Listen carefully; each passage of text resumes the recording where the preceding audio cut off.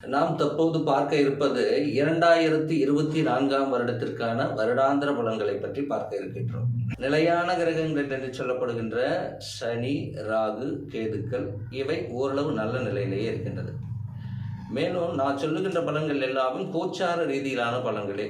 உங்களுடைய துல்லியமான பலன்களை பற்றி நீங்கள் பார்க்கணுன்னா உங்களோட தசா, புத்தி, அந்தரம், சுட்சமம் இதெல்லாம் பார்க்கணும். அப்போ தான் அதற்கான துல்லியமான பலன்கள் நமக்கு கிடைக்கும். இதை பார்க்கணுன்னா உங்களுடைய பிறந்த நேரம், தேதி இது நமக்கு கிடைக்கணும்.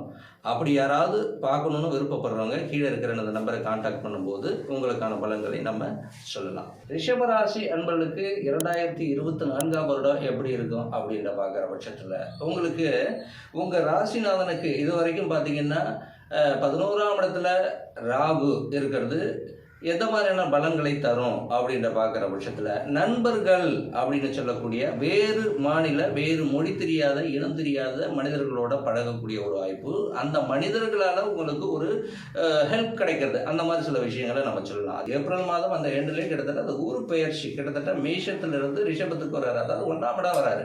ராசியிலிருந்து 1, 5, 9ஆம் இடங்கள் கிட்டத்தட்ட திரிகோணஸ்தானம் என்று சொல்லக்கூடிய அந்த இடங்கள் இயங்கும் போது வாழ்க்கையை அற்புதமாக வெல்லக்கூடிய ஒரு அமைப்பு இருக்கு. அதே சமயத்தில் ஏப்ரல் மாதத்துக்கு முன்னதாக இந்த 6ஆம் இடத்துக்கு ஏது ஒரு சில பிரச்சனைகள், டிப்ரெஷன் சம்பந்தப்பட்டது, ருணரோக, சத்துரு சம்பந்தப்பட்டது, எதிரி, வம்பு, வழக்கு, மற்ற விஷயங்கள் சொல்லிக்கிட்டே நம்ம போகலாம். 6ஆம் இடத்தில் அந்த கேது இருந்தா கூட அந்த 6ஆம் இடத்த கேது கிட்டத்தட்ட ஏப்ரல் மாதத்திற்கு பிறகாக அந்த குரு பயிற்சி ஆகி கிட்டத்தட்ட உங்களுடைய ரிஷபராசியிலிருந்து 5ஆம் பார்வையை 6ஆம் இடத்தை பார்ப்பாரு. அப்ப என்ன ஆகும்? 6ஆம் இடம் என்று சொல்லக்கூடிய ருணரோக, சத்துருஸ்தானம், எதிரி, வம்பு, வழக்கு இது சம்பந்தப்பட்ட விஷயங்கள் உங்களுக்கு ஒரு தீர்வு கிடைக்கக்கூடிய ஒரு அமைப்பு. மேலும் உங்களுக்கான அந்த பரிகாரங்கள்னு பார்க்கும்போது கிட்டத்தட்ட பிள்ளையார்பட்டி சென்று வழிபாடு பண்றது ரொம்ப அற்புதமா இருக்கும். அப்படி இல்லை அங்கே பிள்ளையார்பட்டி போக முடியலன்ற பட்சத்தில் லோக்கல்ல இருக்கிற எங்கேயாவது ஒரு பிள்ளையார் சிலைக்கு எருக்கம் மாலை சாத்துறது ரொம்ப அற்புதமா இருக்கும்.